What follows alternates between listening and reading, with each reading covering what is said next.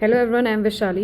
Welcome to online tutorial by Vishali. And I hope सभी बच्चों को ये वीडियो का टाइटल देख के समझ में आ गया होगा कि मैं आज गेट में जो भी बच्चों ने गेट 2025 का फॉर्म भरा है तो आप किस तरीके से अपने रिमेनिंग 4.5 मंथ्स को यूटिलाइज़ करेंगे और किस तरीके से प्रिपरेशन करेंगे ताकि आप लोग गेट के एग्जाम को क्वालिफाई करने के बाद IIT NITs या PSUs में या तो जॉब ले सकें। IITs NITs से अगर MTech या PhD आपकी करने की इच्छा है तो वो आप वहाँ तक पहुँच सकें। तो इसके लिए बहुत ज़रूरी है, this is the very crucial very peak time जब आपको प्रॉपरली स्ट्रेटेजिकली पढ़ाई शुरू कर देनी चाहिए। सो उसी के लिए मैं यहाँ पे आई हूँ। हुआ क्या था, आज मॉर्निंग में मेरे पास एक स्टूडेंट का फ़ोन आया जिसने मुझसे कहा कि मैम लास्ट ईयर मैंने इस तरीके से पढ़ाई करी और इतने मार्क्स मेरे आए। अब आप क्या मुझे गाइड करके बता सकते हो कि मैं कैसे तैयारी करूँ ताकि मेरे इस बार सिंगल डिजिट रैंक आ सके और मैं कहीं अच्छे IIT से PhD कर सकूँ, ये मेरी इच्छा है। सो आई डिस्कस विथ हिम कि उसने क्या किया क्या नहीं करा, क्या उसके फ्लॉज थे, कैसे उसने तैयारी करी। और जब मैं उसको सब कुछ समझा रही थी तो उसने एक वर्ड कहा कि मैम आपने मुझे जो स्ट्रेटेजी बताई है ये मेरे लिए तो हेल्पफुल लग रही है, मैं इसको रिकॉर्ड करती हूँ। तो आई थॉट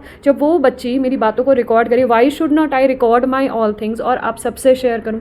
जो बच्चे मेरे साथ जुड़ रहे हैं इतने सालों से और गेट की अभी तैयारी कर रहे हैं तो क्यों ना जो स्ट्रेटेजी मैं उसके साथ शेयर करी हूँ वो मैं आपके साथ स्ट्रेटेजी शेयर करूँ और आप भी समझ सकें कि इस 4.5 मंथ्स को आपको कैसे रिगरस तैयारी करके इस एग्ज़ाम को क्वालिफाई करना है। सो आज की वीडियो उसी के ऊपर है। सो स्टार्ट करते हैं। क्या है हमारे पास अभी, दिस इज़ दी सितंबर। अगर बच्चों ने फॉर्म नहीं भरा है जो भी गेट के एग्ज़ाम के लिए अप्लाई करना चाहते हैं, गेट 2025 का आज लास्ट डे है विदाउट एक्सटेंडेड फ़ी एग्जामिनेशन फॉर्म भरने की, तो आप आज फिल कर सकते हैं। बाकी आप वैसे तो अक्टूबर 7 वैसे तो आपके पास इनफ टाइम है, एक्सटेंडेड फ़ी में आपको 1 वीक और मिल जाएगा, बट क्यों ही एक्सटेंडेड फ़ी में भरनी है, आज आप फॉर्म भर दीजिए। जिन बच्चों ने फॉर्म भर लिया है और जो थोड़े डाइसी हैं कि किस तरीके से हम तैयारी प्लान करना शुरू करें, तो उनके लिए ये सारी स्ट्रेटेजी है। दोनों तरीके के स्टूडेंट्स को मैं लेके चलूँगी। वो बच्चे जो कहीं से कोचिंग कर रहे हैं उनको क्या करना चाहिए और वो बच्चे जो अपने आप सेल्फ स्टडी प्लान कर रहे हैं वो किस तरीके से तैयारी कर सकते हैं। तो देखिए हमारे पास अभी ये मंथ चल रहा है सितंबर। अगर आपने फॉर्म नहीं भरा है तो 26 सितंबर उसकी लास्ट डेट है फॉर्म फिल करने की गेट 25 का। और अगर एक्सटेंडेड ज़्यादा पैसे दे के भी फॉर्म भरना है तो भर सकते हो, उसकी डेट 7 अक्टूबर है। ठीक है, will be a full road map जिसमें हम काम करेंगे 31 जनवरी तक। लगातार we have to work each day and this is the rigorous practice, continuous practice. You have to be persistence each day. I am saying each day 24 hours. अगर आप जिस एग्जाम की तैयारी कर रहे हैं उसका टाइम हमारे पास जितना है उस हिसाब से आपको हर दिन तैयारी करनी होगी। और हर दिन तैयारी किस तरीके से करेंगे वो देखते हैं। देखिए हमारे पास सितंबर के हैं 6 दिन, बचा हुआ अक्टूबर, नवंबर, दिसंबर, जनवरी। तो मोटा मोटा देखें तो हमारे पास 130 डेज के अराउंड टोटल डेज हैं। ठीक है, अगर हमारा एग्जाम 1 या 2 फरवरी को पड़ता है, अगर 15 या 16 डे को पड़ता है तो हमें 10 दिन और एक्स्ट्रा, 10 दिन या 15 दिन और एक्स्ट्रा मिल जाएंगे। तो हम टोटल अपने दिन 130 डेज के हिसाब से लगा रहे हैं। तो अब देखिए हमें डिवीजन कैसे करना है। You have to first think about it कि हमारे को डिवीजन कैसे करना है। हम मंथ वाइज डिवीजन करेंगे इसमें। ठीक है, so will be doing month 1, then your month 2, then your month 3, then your month 4। So यहाँ पे क्या गया, अक्टूबर, यहाँ पे आया नवंबर, यहाँ पे आया आपका दिसंबर, ये आपका आया जनवरी। फरवरी आप छोड़ दो। अगर 15 दिन आपको मिलते हैं, 15 तारीख को एग्जाम होगा या 2 तारीख को एग्जाम होगा, तो 2 तारीख को होगा तो एक ही दिन बचता है। ठीक है, 15 तारीख को होगा तो आपके पास 12 से 13 दिन आपको मिल जाएंगे। 14 दिन मिलेंगे, 12-13 दिन लगा लो, 12-13 दिन मिलेंगे।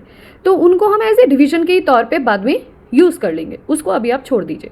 अभी हम सिर्फ जनवरी 31 तक प्लान कर रहे हैं। ओके, सो ये वाला मंथ हम अभी छोड़ देते हैं। Will be discussing for month 1, month 2 and month 3 जो हमारा पूरा अक्टूबर, नवंबर और दिसंबर को अक्वायर करेगा। क्लियर है।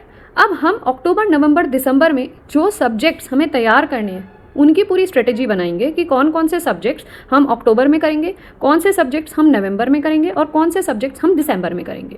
और जो सब्जेक्ट्स आप अक्टूबर में कर चुके होंगे उनके शॉर्ट नोट्स आप साथों साथ बनाएंगे और वो शॉर्ट नोट्स आप हर नवंबर में वीकली या 10 डेज में आप उनका रिवीजन करते रहोगे। सिमिलरली फिर जो दिसंबर में आप कर रहे हो वो करोगे। उसके अलावा जो पहले मंथ के आपकी टॉपिक्स आपने पढ़ लिए हैं उनको फिर आप वीकली या फिर 10 डेज में, 3 बार हो जाएगा ना, 10 डेज करोगे तो 3 बार उनका रिवीजन आप दिसंबर में करोगे। फाइनली वो शॉर्ट नोट्स ही आप आगे जाके जनवरी में भी रिवाइज करोगे। क्लियर है। अब हम अक्टूबर में क्या करेंगे वो देखते हैं। सो हमें सबसे पहले पता होना चाहिए कि कौन कौन से सब्जेक्ट्स हम लोग प्रिपेयर करेंगे, ठीक है, कौन कौन से सब्जेक्ट्स हम लोग प्रिपेयर करेंगे और किस तरीके से हमें प्रिपरेशन करनी होगी। अब हम आते हैं अपनी प्रॉपर स्ट्रेटेजी पे। This is just the way कि हमने सेग्रीगेशन कैसे कर लिया। अब हम आते हैं अपनी पर्टिकुलर प्लानिंग पे कि हमारे पास सब्जेक्ट्स कौन से हैं। सब्जेक्ट्स हमारे पास है लीनियर अलजेब्रा, मैं प्योर और अप्लाइड डिवाइड करके बता रही हूँ, ठीक है। सो हमारे पास जो प्योर पार्ट आ रहा है उसमें हमारे पास है linear algebra, complex analysis, real analysis का कुछ सेलेक्टेड पोर्शन हम करके जाएंगे जिनसे क्वेश्चंस बनते हैं, सारा नहीं पढ़ना है।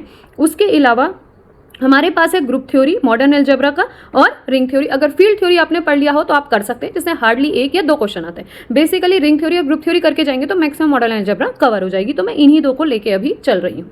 So this is the part of pure, ठीक है। इसके अलावा कुछ बच्चे ऐसे हैं अगर फंक्शनल करके जा रहे हैं तो फंक्शनल यहाँ पे इन्वॉल्व कर लिए। टोपो से हार्डली 2 या 3 नंबर का 2 या 3 क्वेश्चन आते हैं तो वो मैं यहाँ इंक्लूड नहीं करूँ। आई एम टेलिंग यू वो स्ट्रेटेजी प्रॉपर जो हर एक बच्चा फॉलो कर सकता है। So this I am not including as of now. Next हमारे पास जो अप्लाइड का पोर्शन आता है, उस अप्लाइड के पोर्शन में we will be covering ODE, PDE, numerical analysis, LPP and your calculus. इस कैलकुलस में से भी हमें डिफरेंशियल और इंटीग्रल हर हालत में करनी है। वेक्टर में पिछले 15 साल में सिर्फ एक ही क्वेश्चन आया है, ठीक है। सो वो छोड़ना चाहो तो छोड़ सकते हो। क्लियर। सो ये हमारा हो गया अप्लाइड का पोर्शन। अब मैं यहाँ पे बता रही हूँ कि क्या क्या हमें करके जाना है, जिसमें से हमें कुछ भी नहीं छोड़ना है। नेक्स्ट तीसरा है एप्टीट्यूड।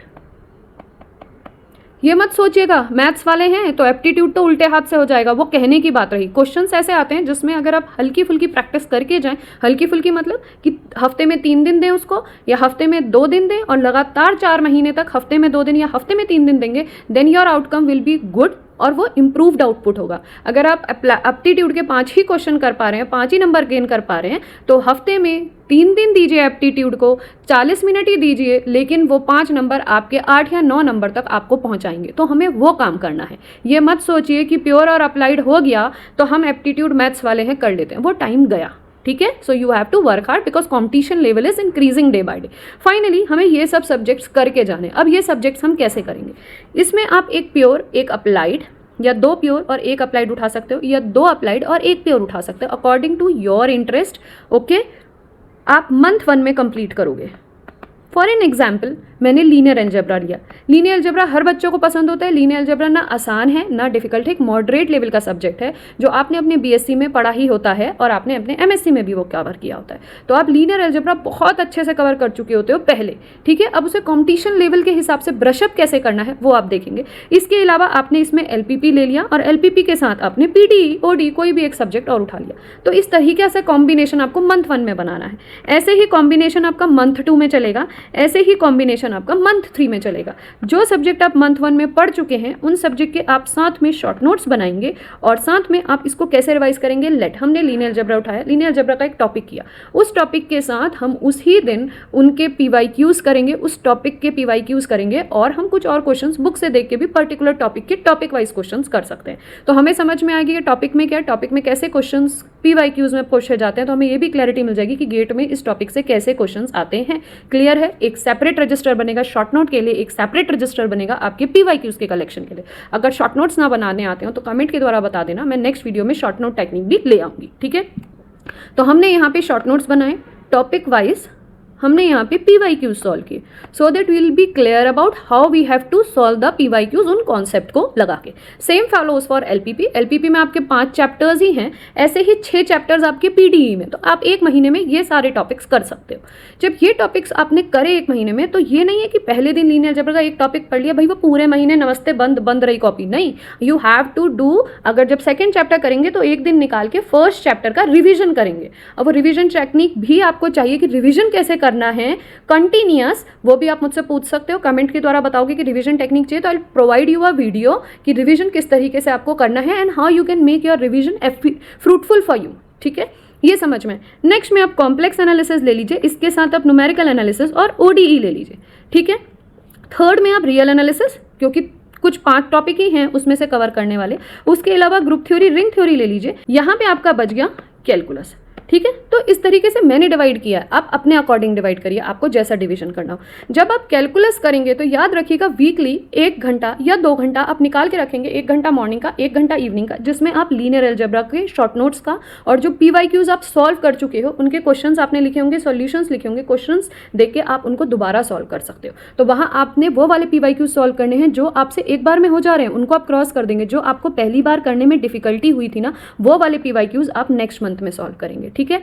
अब उसके बाद सेम जब आप यहाँ पे रियल एनालिसिस 3rd मंथ में पहुंचेंगे तो इसमें आपको linear algebra, complex analysis, LPP, PDE, ODE इन सब के रिविजन्स करने हैं। लेकिन अब आप कहाँ से रिविजन करेंगे? This revision will be done by the short notes which is made by you. समझ में आया? तो हमने क्या समझाया कि फर्स्ट मंथ में कुछ टॉपिक करना है, उनका रिविजन 2nd मंथ में उनके शॉर्ट नोट से करना है और PYQs से करना है।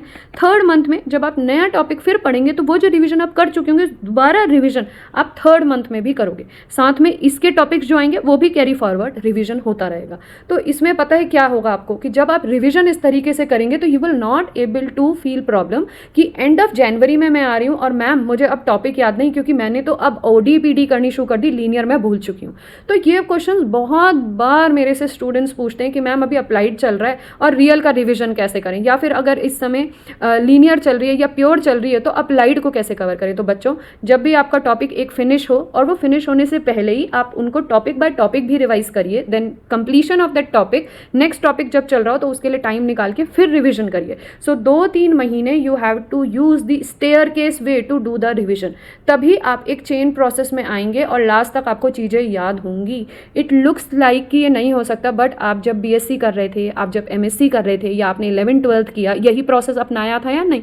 अब आके भूल गए क्या? तो वही चीज़ हमें करनी है which we have done years back, जो 11th-12th में किया वही चीज़ अभी हमें अब यूज़ करनी है। Okay, because this is the competition and this way you have to remember the rigorous syllabus of it. Okay, so ये तरीका हुआ अपने कोर्स को कंप्लीट करने का। अब नया मेरे पास जो पॉइंट आता है कि हम PYQs कितनी बार सॉल्व करें। मैम एक बार तो PYQ हो गया ना, बस बहुत है। नहीं, जो PYQs आप लोग सॉल्व करेंगे जो गेट के हैं, एटलीस्ट 2008 से लेके 2024 तक के PYQs आप 5 टाइम्स सॉल्व करके जाएंगे बिफोर योर एग्जाम। कैसे करेंगे? टाइम निकालिए, 24 घंटे आपके पास हैं दिन के, किस तरीके से प्लान करना है। एक बार PYQs कर लिए, आसान है, समझ में आ गए, क्वेश्चंस क्रॉस कर दूं। जो क्वेश्चंस मॉडरेट लेवल के हैं जिनको करने में थोड़ा सा टाइम लगा उनको आप नेक्स्ट मंथ वाले 2nd मंथ वाले रिवीजन में करेंगे। क्वेश्चंस तीसरे ऐसे थे जो अटक ही गए थे, समझ ही में नहीं आ रहा था कि उनको किक स्टार्ट कैसे करें, उनको तीसरे मंथ तक रिवाइज करेंगे। 3 बार रिवीजन हो गया PYQ का। एक बार रिवीजन जनवरी में करेंगे। अब जो चौथा मंथ था वो तो मैंने आपको बताया नहीं, तो चौथा मंथ भी अभी समझाऊंगी। तो हमें PYQs 5 टाइम रिवाइज करने हैं, 3 टाइम हम इस 3 महीने में उनको रिवाइज करेंगे। Revise means you have to see the question, you have to solve them. ये मत कहना मैम याद हो गया, तीसरे महीने में तो मैं कॉपी पेस्ट कर सकती हूँ। नो, अगर आप इतने बार शॉर्ट नोट्स पढ़ रहे हो तो आपको ऑब्वियसली दूसरा कॉन्सेप्ट भी आएगा उस क्वेश्चन को सॉल्व करने का। You can apply the other technique as well to solve the question. You can apply the application of the theorems to solve the question. अगर पहले क्वेश्चन 10 मिनट में हो रहा था या 5 मिनट में हो रहा था, you can make it shorter to solve it in 1 month. यही टेक्निक हमें सीखनी है। Is that clear to everyone who is listening to me? ठीक है, तो ये हो गया। Okay, now moving to the और क्या ऑप्शंस है। गेट के PYQs तो हम कर चुके हैं, और क्या ऑप्शंस है देखिए। गेट के PYQs जब आपने सॉल्व किए हो गया, अब हम सॉल्व करेंगे CSIR के PYQs। कौन से? लास्ट या you can say recent 5 years. Recent 5 years के PYQs हमें CSIR के सॉल्व करने ही करने हैं। चाहे आप कहोगे मुझे CSIR का एग्जाम नहीं देना, इज फाइन, बट जो कंटेंट CSIR दे रहा है वैसे ही concept same and the format of the question you will get in GATE also. जो हमारे NTA टाइप क्वेश्चन हैं, जो हमारे MCQ टाइप क्वेश्चन हैं, वो रिसर्च बेस्ड क्वेश्चन आ रहे हैं, उनका कंटेंट आपको CSIR में, वो CSIR वाला कंटेंट आपको वहाँ पे हेल्प करेगा ही करेगा। Is that clear to everyone? तो हमें रिसेंट 5 ईयर्स के CSIR के क्वेश्चन सॉल्व करने हैं। सारे सब्जेक्ट तो मैम आते नहीं, तो कौन से सब्जेक्ट पढ़ेंगे वो भी सुनिए। CSIR के हम लीनियर का कंटेंट करके जाएंगे। लीनियर के 5 साल के क्वेश्चंस हमारे पास भाई 4 महीने हैं and we have to drill on our self. तो ये मत सोचो कि इतना सारा करना पड़ेगा, है ना। IIT में PhD करने का सपना भी आपका है। लीनियर अलजेब्रा का करना है, कॉम्प्लेक्स एनालिसिस का करना है, रियल एनालिसिस के कुछ पर्टिकुलर टॉपिक्स ही हैं जो तुम्हें करने हैं, वो मैं नेक्स्ट वीडियो में बता दूंगी, अभी थोड़ा डिटेलिंग हो जाएगी उसमें। OD के करने हैं, PD के करने हैं, ग्रुप थ्योरी के करने हैं, दैट्स इट। यही क्वेश्चंस आपको वहाँ से कवर करने हैं, ठीक है। क्लियर है? कहाँ से? CSIR के। अब मुझे थोड़े से और क्वेश्चंस करवाने हैं आपसे, तो वो आप उठाओगे आईआईटी जैम के। आईआईटी जैम के पीवाईक्यूज भी आपको सॉल्व करने हैं, सारे टॉपिक्स के नहीं, जो बता रही हूँ वो। लीनियर अलजेब्रा का, और आप ग्रुप थ्योरी का करोगे, और आप ओडीई का करोगे। इन तीनों टॉपिक के पीवाईक्यूज आईआईटी जैम के भी तुमको सॉल्व करके जाने हैं, वही सेम 5 रिसेंट ईयर्स के। ठीक है, तो इतना तुम्हें सामान तैयार करके जाना है। और कैसे करना है वो सारी स्ट्रेटेजी मैंने तुम्हें मंथ वाइज डिटेल में बता दी। 3 महीने में ये काम करना है। ठीक है, अब will coming to the month 4। So month 4 हमारा जो पड़ेगा दैट विल बी जनवरी। ठीक है, इस जनवरी में मैं क्या करूंगी, तो व्हाट आई एम प्लानिंग है इसकी, मेरा प्योर पूरा हो गया, मेरा अप्लाइड पूरा हो गया, और मैंने पीवाईक्यूज भी इस तरीके से प्रैक्टिस करने शुरू कर दिए। अब मंथ 4 को मैं डिवाइड करूंगी 20 और 10 डेज में, 20 डेज एंड 10 डेज में। क्लियर? इन 20 डेज में मैं क्या करूंगी, इन 20 डेज में आई will B revising all my subject, 2-2 3-3 दिन देके, जो मैंने प्योर वाला पार्ट किया था, प्लस जो मैंने अप्लाइड वाला पोर्शन किया था, वो दोनों मैं 3 या 4 दिन देके हर दिन उस तरीके से उनको cycle by cycle 3 days 3 days 3 days 3 days करके फिर से रिवीजन शॉर्ट नोट्स का, और फिर से पीवाईक्यूज का रिवीजन। और पीवाईक्यूज कौन से होंगे इस समय, डिफिकल्ट लेवल वाले पीवाईक्यूज। लेकिन अगर जैसे बच्चों को माने कि मैम हम सारे करके देख लें, तो हाँ आप कर सकते हो। आप क्या करना, ईयर वाइज पीवाईक्यूज ले लेना। जैसे 2003 का ले लिया, 2 का ले लिया, 1 का ले लिया, लीनियर के 3 साल के, उसमें आपने अपना 1 घंटा टाइमर लगा के बैठे और उन क्वेश्चंस को करना शुरू कर दिया, तो उससे क्या होगा, आपको 1 घंटे की सिटिंग आ जाएगी।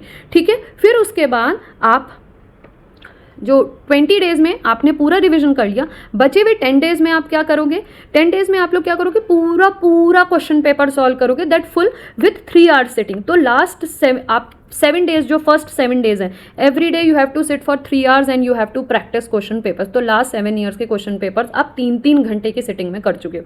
उससे पहले आप 1 आवर 2 आवर यहाँ पे 20 दिन में सिटिंग करके कर चुके हो। समझ में आ रहा है? तो लास्ट 7 दिन में जो हमारे पास यहाँ पे 7 डेज आएंगे, उसमें हम 3-3 घंटे बैठ के पूरे क्वेश्चन पेपर सॉल्व करेंगे। उससे पहले इन 20 डेज में हम हर सब्जेक्ट को तैयार कर चुके होंगे, और 1-1 2-2 घंटे की सिटिंग में पूरा लीनियर, फिर पूरा रियल, फिर पूरा एलपीपी, पूरा न्यूमेरिकल इस तरीके से सॉल्व कर चुके होंगे। So this 7 days will be easy for us to understand कि 3 घंटे रेगुलर कैसे बैठना है। ठीक है, अब इसमें कोई ज़रूरी नहीं कि आप पीवाईक्यूज ही इतनी बार सॉल्व करें। आप बहुत सारी वेबसाइट्स हैं ऑनलाइन जहाँ पे आपको नए क्वेश्चन पेपर्स मिल सकते हैं, टेस्ट सीरीज मिल सकती हैं, मॉक टेस्ट मिल सकते हैं। So it is not about कि आप सिर्फ पीवाईक्यू सॉल्व करें, इस पूरी जनवरी आप नए मॉक टेस्ट भी सॉल्व कर सकते हैं। क्लियर? लेकिन इंपॉर्टेंट इज उन मॉक टेस्ट का एनालिसिस ज़रूर करिएगा and take a rough sheet where you can write कि जहाँ पे आपने प्रॉब्लम्स क्रिएट करी हैं, जहाँ पे आपने क्वेश्चन स्ट्राइक नहीं किया कि यहाँ पे अच्छा ये वाला कॉन्सेप्ट लगाना था, अच्छा ये वाला कॉन्सेप्ट लगाना था, that you can rewrite it over somewhere, और वो एनालाइज आप आराम से कर सको। क्लियर? तो आप ऐसा भी कर सकते हो, इस लास्ट 30 दिन में 15 मॉक टेस्ट कर लो, या लास्ट 30 दिन में आप सिर्फ 7 मॉक टेस्ट नए सॉल्व कर लो, that will be also a good for you. 3 दिन में 1 कर लो, है ना, या 4 दिन में 1 कर लो। इस तरीके से अपने पीवाईक्यूज का प्रैक्टिस होता रहे, और साथ में कोई 5 या 6 नए मॉक टेस्ट कर लो, पूरे 3-3 घंटे वाले, और 3 दिन में 1 कर लो। This way also you can do yourself strategy planning, okay, according to your day plan, कि आप अपना दिन कैसे प्लान कर रहे हैं, उस अकॉर्डिंग आप इसको भी प्लान कर सकते हो। सो मंथ 4 समझ में आया? Okay, now moving to the next. अभी हमने ये डिस्कस करा कि हम मंथ 1 में, मंथ 2 में, मंथ 3 में और मंथ 4 तक क्या कर लेंगे। तो हमारा सिलेबस कंप्लीट हो गया, हमने पीवाईक्यूज डिस्कशन कर लिए, हमने शॉर्ट नोट्स बना लिए, और हमने मॉक टेस्ट भी कर लिए। लेकिन हमारे पास एक पोर्शन बचा रह गया which is aptitude, because aptitude is makeup of itself 15 marks, और ये बहुत मायने रखता है। मैक्सिमम 9 to 12 मार्क्स आपको अचीव करने हैं। इस अचीव करने के लिए अगर हम 5 मार्क्स पे लेट हम 5 से 6 मार्क्स ला पा रहे हैं, we have to move it to 4 marks या 6 मार्क्स मुझे बढ़ाने हैं, तो प्लस 4 to 6 मार्क्स मुझे बढ़ाने। How can I increase it?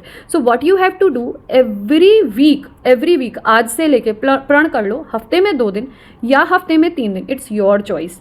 Weekly 2 days या weekly 3 days, each day you have to find 45 minutes. ठीक है, 45 मिनट्स, जहाँ पे आपको गेट एप्टीट्यूड की सीरीज़ ऑनलाइन यूट्यूब में मिल जाएंगी। वहाँ पे आप टॉपिक वाइज उठाइए, जैसे आपको पता है स्पीड डिस्टेंस के क्वेश्चन आते हैं, टाइम वर्क के क्वेश्चन आते हैं, नंबर सिस्टम के क्वेश्चन आते हैं, एलसीएफ एचसीएफ पे क्वेश्चन आते हैं, जनरल इंग्लिश वोकैब में क्वेश्चन आते हैं, वो आपको मिल जाएंगे। उनको आप देखिए, जो भी सीरीज़ आपको अपने अकॉर्डिंग अच्छी लग रही हो, उनको आप 1 या 2 दिन देखेंगे, आपको समझ में आ जाएगा। Only you have to give 45 minute. या फिर आप प्रीवियस ईयर क्वेश्चंस की बुक ले लीजिए जो सॉल्व हो, उन प्रीवियस ईयर की सॉल्व बुक में आपको हर दिन 45 45 मिनट देना है, उन 45 मिनट में चाहे आप 4 ही क्वेश्चन करो या आप 10 क्वेश्चन करो या पूरे के पूरे 10 क्वेश्चन कर लो, इट्स योर चॉइस, बट आपको every day this have to follow, ठीक है। और कब तक फॉलो करना है? मंथ 4 जनवरी तक। तो आप खुद ही देखोगे कि आप जब बाद में क्वेश्चन सॉल्व करने लगोगे ना, लास्ट 4th मंथ में जब आप प्री-वाईक्यूज लगाओगे दोबारा एप्टीट्यूड वाले, so question will be easier for you, question will be quick for you, क्योंकि वो कॉन्सेप्ट आप जो भूल चुके हो वो दोबारा ब्रश अप होने लगेंगे। No doubt we are doing maths, but लेकिन हमारा टच वो 9th 10th वाली मैथ्स से छूट जाता है, वो क्वेश्चन थोड़े ट्रिकी हो जाते हैं और हमें कभी कभी याद नहीं आते। So this plan will help you every alternate day 45 minutes और for only 2 days in a week 45 minutes will help you to brush up your concepts of aptitude, क्योंकि हमें एप्टीट्यूड में भी मार्क्स यहाँ तक 9 से 12 के बीच में लाने ही लाने हैं, ठीक है। अब कुछ बच्चे ये पूछते हैं कि मैम कितनी अभी तक हमारे पास कितने मार्क्स जाते हैं और कहाँ तक हमें टारगेट करना हो। हमारे यूजुअली जो जनरल कैटेगरी की कट ऑफ जाती है वो 25.6 25.8 इस तरीके से जाती है, तो आप इसको अप्रॉक्सीमेट 26 ले लीजिए, ठीक है, 26 ले लीजिए। तो हम टारगेट कितना करेंगे? हमें टारगेट करने होंगे 40 मार्क्स के। जब आप 40 मार्क्स का टारगेट करोगे, और अगर ऑब्वियस सी बात है we can not assure always 100% of accuracy every time, हमारी एक्यूरेसी जितनी अच्छी होगी उतने अच्छे मार्क्स होंगे, हमारी एक्यूरेसी जितनी कम होगी हमारे मार्क्स उतने ही कट जाएंगे। This you have to keep in your mind, ठीक है। तो हमारी अगर एक्यूरेसी 50% है या 70% है, उस अकॉर्डिंग हमारे मार्क्स यहाँ पे 28 से लेके 35 तक वेरी कर सकते हैं, बट फिर भी we are on a safer side, we will able to qualify GATE. समझ में आया? अब जो आप बार बार प्रैक्टिस कर रहे हो ना, that will help you to improve your accuracy, वही आपको हेल्प करेगी 40 से लेके 35 के बीच में मार्क्स लाने की। Okay, so I thought this thought of mind will help you to understand कि आपको क्या रोड मैप लेके चलना है, आपको कौन कौन से प्योर में सब्जेक्ट कवर करने हैं, कौन कौन से अप्लाइड में सब्जेक्ट कवर करने हैं, और आपको किस तरीके से PYQs का यूटिलाइजमेंट करना है अपने आप को इम्प्रूव करने के लिए। तो अगर आपको बात समझ में आई हो तो टाइम अब अगर देखें तो हमारे पास कम है और हमें प्रैक्टिस बहुत सारी करनी है। So please all the best to everyone, अच्छे से तैयारी करिएगा। और एक चीज़ और बताना चाहती हूँ, हाँ, यहाँ पे मैं एक और अपडेट देना चाहती हूँ कि मैं भी अपने चैनल में ये कोर्स लॉन्च किया है, which is your GATE of 25। अगर आप चाहें तो आप मुझसे भी जुड़ के वहाँ से भी पढ़ सकते हैं। अगर आपके पास कोई गाइडेंस देने वाला ना, यू आर मोस्ट वेलकम। और प्लीज़ बाकी स्टूडेंट्स को ही बताएगा, it is free of cost, I will not take any money from you, this is only my help from your side, because I know बहुत बच्चे ऐसे हैं जो तैयारी करना चाहते हैं, तो उनको एक गाइडेंस चाहिए। I will be there to help you as a दीदी, तो आप हेल्प ले सकते हो। जहाँ पे मैं सबसे पहले कॉम्प्लेक्स एनालिसिस स्टार्ट कर रही हूँ, और कॉम्प्लेक्स एनालिसिस स्टार्ट करेंगे और क्लासेस आपकी रहेंगी मंडे, वेडनेसडे और फ्राइडे, और timing will be your 10 AM onwards. Clear? इसकी सारी अपडेट्स मेरे चैनल में आपको हर दिन मिलती रहेगी। इसके लिए I will be planning to make a WhatsApp group जहाँ पे आप लोग जुड़ सकते हो और अपने आप क्वेश्चंस आपस में एक दूसरे से पूछ सकते हो। So this is my plan, will be starting with the complex analysis, ठीक है। और इसकी सारी जानकारी आपको वीडियो में मिल जाएगी जो मैंने कल डिस्कस करी थी, उसका बटन आई बटन में और डिस्क्रिप्शन में मिल जाएगा। Till then good bye, take care and thanks for watching my video.